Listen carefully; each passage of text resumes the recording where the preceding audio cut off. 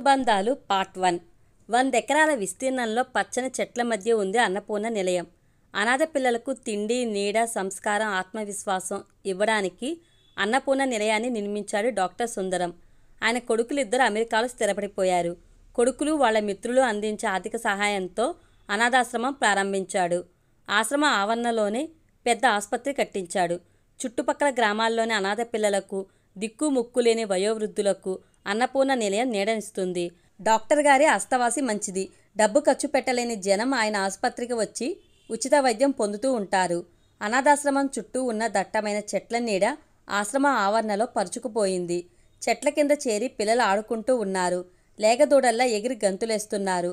అనుకోకుండా ఆకాశాన్ని మబ్బులు కమ్మేశాయి. సిమెంటు బెంచీల మీద కూర్చుని పాత జ్ఞాపకాలు నెమరవేసుకుంటున్న వయోవృద్ధులు చిటపట చినుకుల చప్పుడు విని అడావిడిగా లేచి ఆశ్రమం గదుల్లోకి సర్దుకుంటున్నారు. ఊళ్ళో పిల్లలు మాత్రం వానలో తడుస్తూ గంతులేస్తున్నారు. వానలో పూర్తిగా తడిసిపోయారు. ఇక ఆటలు చాలు, లోపలికి రండి, జలుబు చేస్తుంది, జ్వరం వస్తుంది, లోపలికి వచ్చేయండి, పెద్దగా అరిచింది నీలిమ. వానలో తడిస్తే జ్వరం వస్తుందంటారా? పిల్లలో కాస్త పెద్ద పిల్లాడు పక్కపక్క నవ్వుతూ అన్నాడు. పిల్లలంతా చప్పట్లు చరిచారు. ఈలలు వేసి సందడి చేశారు. ఎవరికి ఆవరణలో నుంచి ఆశ్రమ హాల్లోకి వచ్చే ఉద్దేశం లేదు. డాక్టర్ సుందరం వరండాలోకి వచ్చి నిలబడ్డాడు. ఆయన ఏం మాట్లాడలేదు, సైగలు చేయలేదు. ఆయన చూడగానే పిల్లలంతా బిలబిలమంటూ లోపలికి వచ్చేశారు. తడిసిన బట్టలు విప్పేసి పొడి బట్టలు కట్టుకున్నారు. నీలిమ వయసు మళ్ళిన వాళ్లకు వేడివేడి టీ తెచ్చి ఇచ్చింది. మా బంగారు తల్లి, నూరేళ్లు బతకాలి, మంచి మొగుడు రావాలి మా తల్లికి. నీలిమను దీవించారు పెద్దవాళ్లు. నవ్వుకుంది నీలిమ. అక్క, కాసేపు నీ దగ్గర కూర్చుంటానక్కా అడిగాడు 3 ఏళ్ల సునీల్. నీలిమ పక్కన చేరి వాడి భుజాలు నిమిరి పక్కన కూర్చోబెట్టుకుంది. నీ పక్కన కూర్చుంటే మా అమ్మ దగ్గర ఉన్నట్లుంటుందక్క అన్నాడు సునీల్. రాత్రిపూట ఆశ్రమంలో నువ్వెందుకు ఉండవక్క అడిగాడు సునీల్. మా ఊళ్ళో నా కోసం మా అమ్మ ఎదురు చూస్తూ ఉంటుంది. అందుకనే చీకటి పడగానే మా ఇంటికి వెళ్ళిపోతాను అంది నీలిమ. నీకు అమ్మ ఉందా? నాకు లేదు అన్నాడు దిగులుగా. 3 ఏళ్ల క్రితం వాడు పసికందుగా ఉన్నప్పుడు అనాథాశ్రమం గేటు దగ్గర వాళ్ళమ్మ వదిలేసి వెళ్ళింది. ఇక్కడి నుంచి 3 కిలోమీటర్ల అడవిలో నుంచి నడిచి వెళ్తే గాని మా ఊరు రాదు.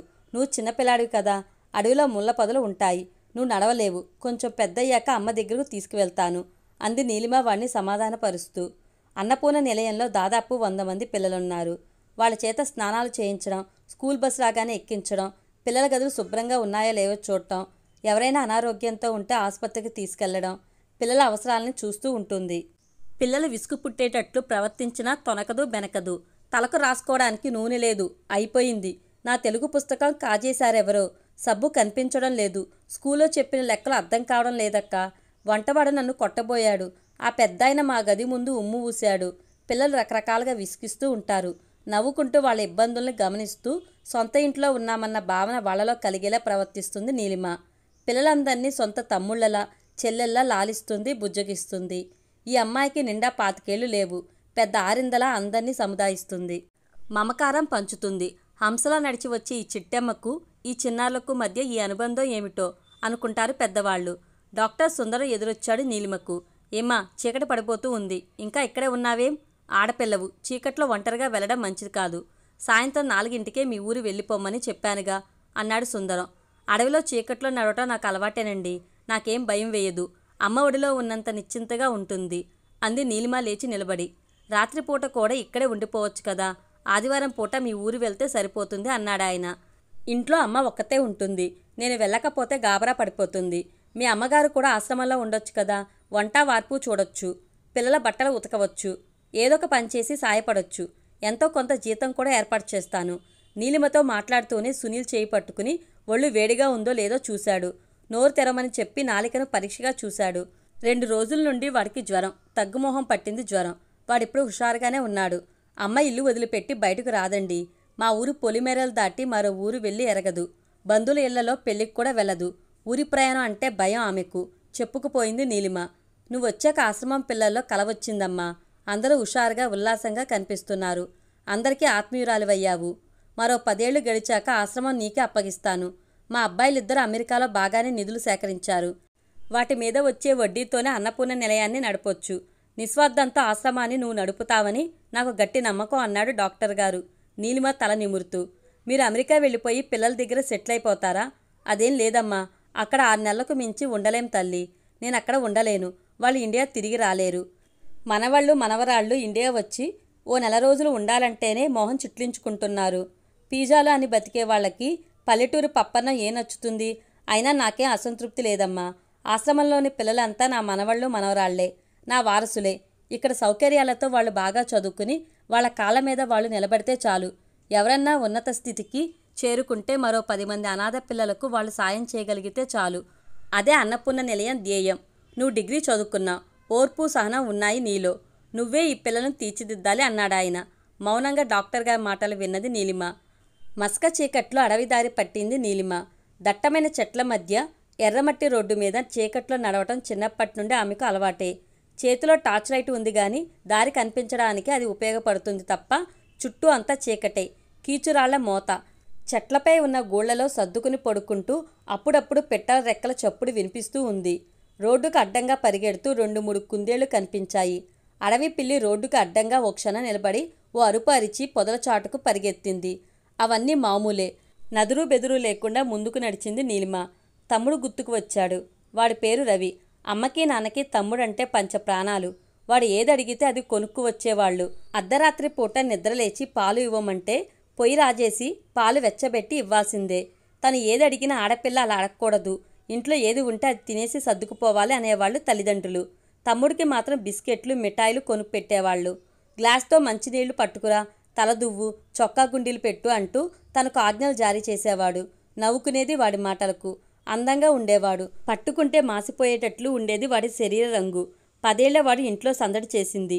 రవికి హఠాత్తుగా జ్వరం వచ్చింది. ఒంటి రంగు మారిపోయింది. తెల్లగా ఉండే పిల్లాడు నలుపు రంగులోకి మారిపోసాగాడు. జ్వరం, దగ్గు, జలుబుకు వాడే కషాయం పనిచేయలేదు. అమ్మకి ఆదుద్ద పెరిగిపోయింది. డాక్టర్ దగ్గరకు తీసుకువెళ్ళమంది ఓ రాత్రిపూట. ఆ ఊరికి డాక్టర్ రాడు. మారుమూల ఉన్న ఆ ఊరి నుంచి అడవిదారిలో టౌన్కి వెళ్ళాలి. రవి నడిచే స్థితిలో లేడు. నాన్న సన్నగా వంగిపోయి ఎప్పుడు దగ్గుతూ ఉంటాడు. క్షయవ్యాధికి అడవిలో దొరికే ఆకుపసళ్ళు వాడుతూ ఉన్నాడు. టౌన్కి వెళ్ళి ఖరీదైన వైద్యం చేయించుకోలేక అమ్మకేమో కీళ్ల నొప్పులు. ఊరు దాటి నడిచి ఎరగదు. రవిని మోసుకుని అడవిని దాటాలి. టౌన్ దాకా వాడిని భుజం మీద వేసుకుని మోయాలంటే కష్టమే. అర్ధరాత్రి పూట అడవిలో నడవటం మరీ ఇబ్బంది. నేను మోస్తాలే, నువ్వు లాంతరు పట్టుకో అన్నాడు నాన్న. మాట వరుసగా అన్నాడు కానీ నాన్న వాడిని అంత దూరం మోయలేడు. అప్పుడు తనకు 12 ఏళ్లు. 10 ఏళ్ల కుర్రాన్ని మోయడం కష్టమే. వాణ్ణి భుజం మీద వేసుకుంది. ఎర్రగా కనకనలాడే బొగ్గుల మూటని భుజాన వేసుకున్నట్లుంది. ఆ జ్వరంలో కలవరిస్తూ ఉన్నాడు. అదిగో భూతం నన్ను మింగేయడానికి వస్తున్నది అంటూ భుజం మీద నుంచి కిందకి జారే ప్రయత్నం చేశాడు. నన్ను ఎత్తుకోమంటావా అన్నాడు నాన్న కొంత దూరం నడిచాక. తను వాణ్ణి మోయలేక అవస్థపట్టం చూసి. పర్వాలేదు, నేను మోస్తానంటూ వాణ్ణి భుజం మార్చుకున్నాను. అడవి దాటి డాక్టర్ ఇంటి ముందు నిలబడ్డాం. డాక్టర్ గారి పెంపుడు కుక్క మొరుగుతూ ఉంది. తలుపు దబదబా బాదాం. మా అదుద్దా మాది. నాన్న దగ్గర ఉంది 10 రూపాయలే. డాక్టర్ వాడే మందులకే ఆ డబ్బు సరిపోదు. డాక్టర్ గారికి ఏమివ్వాలి? రవి ప్రాణం నిలబడితే చాలు. పాడిగేదెను అమ్మేసి డాక్టర్ గారు ఎంత అడిగితే అంత డబ్బు ఇవ్వచ్చు. అది నాన్న ఆలోచన. డాక్టర్ గారు నిద్రలేచి తలుపులు తీశాడు. కంగారుగా రవి సంగతి చెప్పాం. వాడి చెంప తాకి చూశాడు డాక్టర్ గారు. చల్లగా తగిలింది. పొట్ట నొక్కి చూశాడు. రవి కట్టెలా బిగుసుకుపోయి ఉన్నాడు. ఇంట్లోకి వెళ్ళి స్కేప్ తెచ్చి గుండె కొట్టుకుంటుందేమోనని పరీక్ష చేశాడు. ఛాతి నొక్కి చూశాడు. లాభం లేదన్నట్లు పెదవి విరిచాడు. ఈ కుర్రాడు చనిపోయి అరగంట అయింది. నాన్న చిన్నపిల్లాళ్లా ఏడ్చేశాడు. నాన్నను ఓదార్చే ప్రయత్నం చేయబోయింది. నీకేం తెలిసే నా బాధ? నువ్వు పెళ్లి చేసుకుని మీ ఆయనతో దూరంగా వెళ్ళిపోతావు. రేపు వృద్ధాప్యంలో మాకు అండగా నిలవాల్సిన వాడు చనిపోతే గుండె తరుక్కుపోదు అన్నాడు నాన్న విసురుగా తను నెట్టివేస్తూ. నాన్నకే 2 మాటలు చెప్పి డాక్టర్ గారు ఇంటి లోపలికి వెళ్ళి తలుపు వేసుకుని బయట లైట్ ఆర్పేశాడు. తమ్ముడు తల ఒళ్ళో పెట్టుకుని తెల్లవారే వరకు నాన్న రోడ్డు పక్కన అలాగే కూర్చుండిపోయాడు ఏడుస్తూనే. ఇప్పుడేం చేద్దాం? నాన్నని అడిగింది. తమ్ముడు శవాన్ని ఇంటికి తీసుకువెళ్ళడమా, లేదా ఊరి బయట శ్మశానంలో పూడ్చి వెయ్యడమా? అమ్మ చూడాలిగా. మళ్ళీ తమ్ముడిని ఇంటికి చేర్చడం కొండ మీదకు పెద్ద బండరాయిని మోసుకుంటూ ఎక్కడంలా అనిపించింది. తమ్ముడు బతికి ఉన్నప్పుడు ప్రపంచం ఎలా ఉందో వాడు చనిపోయాక కూడా అలాగే ఉంది. ఏ మార్పు లేదు. సూర్యోదయం సూర్యాస్తమం మామూలుగానే జరిగిపోతూ ఉన్నాయి. అడవి అలాగే గంభీరంగానే ఉంది. వాగులోని నీళ్లు గలగలమంటూనే ఉన్నాయి. ఎవరి పనుల్లో వారు. మార్పేమీ కనిపించలేదు. మరో 2 నెలలు గడిచాక నాన్న కూడా చనిపోయాడు. టౌన్కు తీసుకువెళ్లే ఇబ్బంది పెట్టకుండా నాన్న ఇంట్లోనే నిద్రలోనే చనిపోయాడు. మన చేతుల్లో ఏమీ లేదు. ఏ సమయంలో ఏది జరగాలో అది జరిగిపోతుంది అంది అమ్మ నిర్వికారంగా. ఆ 2 సంఘటనల కంటే భయంగా ఉంటుందా అడవిలో నడవడం? జంకు గొంకు లేకుండా నడుస్తూ అడవి దాటి ఇంటికి చేరుకుంది నీలిమ. నీలిమ అడవి దాటుకుని ఇంటికి చేరుకునేసరికి రాత్రి 8 అయ్యింది. ఇంటి ముందు అరుగు మీద ఓ వ్యక్తి కూర్చుని సిగరెట్ తాగుతూ కనిపించాడు. బయట చీకటిగా ఉండటంతో అరుగు మీద కూర్చున్న వ్యక్తి ఎవరో అర్థం కాలేదు. కొంచెం దగ్గరికి వెళ్ళి చూసింది. తమ ఊరికి చెందిన వ్యక్తి కాదు.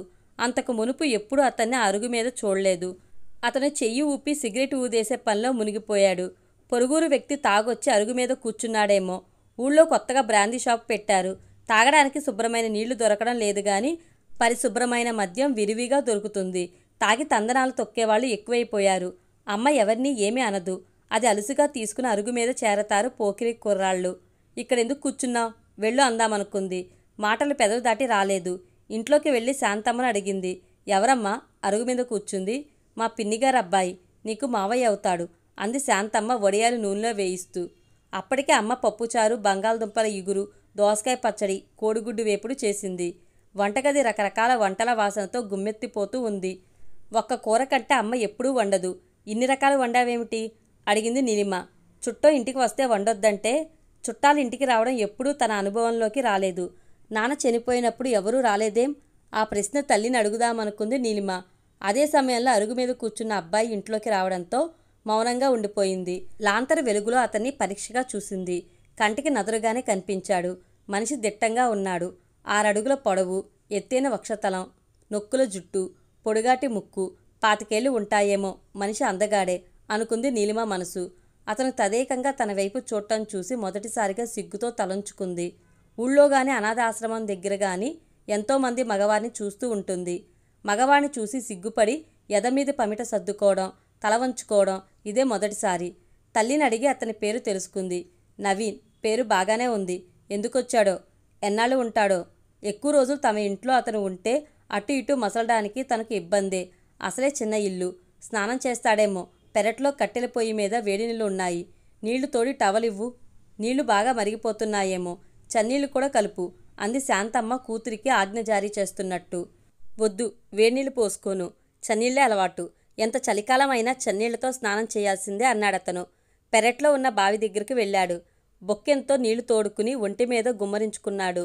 స్నానం చేశాక నీలిమ ఇచ్చిన టవల్తో ఒళ్ళు తుడుచుకుని ఇంట్లోకి వచ్చాడు. మీ అమ్మాయికి మాటలు రావా? పీట మీద కూర్చుంటూ అడిగాడతను. మా అమ్మాయిది మాటలు చెప్పే ఉద్యోగమే. అనాథ పిల్లలను మాటలతో బుజ్జగించడమే మా అమ్మాయి డ్యూటీ. నెలకు 3,000 రూపాయలు ఇస్తారు. పగటిపూట భోజనం అక్కడే తినేస్తుంది. కూతురు గురించి చెప్పింది. ఎంతవరకు చదువుకుంది? డిగ్రీ పూర్తి చేసింది. ఇంకా పై చదువులు చదవాలని దాని ఉబలాటం. మాకు దగ్గరలో కమ్మ ఉంది. అక్కడికి వెళ్ళి చదువుకోమంటే నన్ను ఒక్కదాన్ని వదిలి వెళ్ళడం ఇష్టం లేదు దానికి. కానీ తప్పదు కదయ్యా. రేపు పెళ్ళయ్యాక నన్ను వదిలి వెళ్ళక తప్పదు కదా. అల్లుడి ఇంట్లో నేను ఉండగలుగుతానా? ఏదో కాయ కష్టం చేసుకుని ఇక్కడ బ్రతికేయగలను. శాంతమ్మ చెప్పుకుపోయింది. తనతో మాట్లాడకుండా తల్లితోనే అతను మాట్లాడుతూ ఉండటం అతన్ని లాంతర వెలుగులో పరీక్షగా చూసే అవకాశం కలిగింది. అప్పుడప్పుడు అతను తను పరికించి చూడటం గమనిస్తూనే ఉంది. భోజనం అయ్యాక ఆరుబయట వెన్నెల్లో మంచం వేసుకుని పడుకున్నాడతను. ముందు గదిలో కిటికీ పక్కన మంచం వేసుకుని పడుకున్న నీలిమకు అతను కనిపిస్తూనే ఉన్నాడు. ఓ రాత్రిపూట అతను వచ్చి తన పక్కలో దూరతాడేమోనన్న అనుమానం ఆమె అంతరాంతరాల్లో మెదిలింది. తల్లి మంచం దగ్గరికి వెళ్ళి ఆమె పక్కన ఇరుక్కుని పడుకుంది. సీతమ్మ గురక పెద్దది కావడంతో నిద్ర పట్టక మళ్లీ వెళ్ళి తన మంచం మీద పడుకుంది. అతను ఎంతవరకు చదువుకున్నాడో, ఏం ఉద్యోగం చేస్తున్నాడో, తనను పెళ్లి చేసుకుని హైదరాబాద్ తీసుకువెళ్ళిపోతాడా? తనను ప్రోత్సహించి పోస్ట్ గ్రాడ్యుయేషన్ పూర్తి అయ్యేటట్లు సహకరిస్తాడా? మంచివాడేనా? అతని పేరేమిటో కూడా అతని నోటి ద్వారా తెలుసుకోలేకపోయింది. అర్ధరాత్రి వేళ అతను లేచి మంచం దగ్గర కాసేపు అటు ఇటు తిరిగి కిటికీ దగ్గరకు వచ్చాడు. మంచినీళ్లు కావాలి అన్నాడతను గొంతు పెగల్చుకుని. తలుపు తీసి మంచినీళ్ల చెంబు అతనికి అందించింది. నీళ్లు గడగడ తాగేసి మళ్లీ వెళ్ళి మంచం మీద పడుకున్నాడు.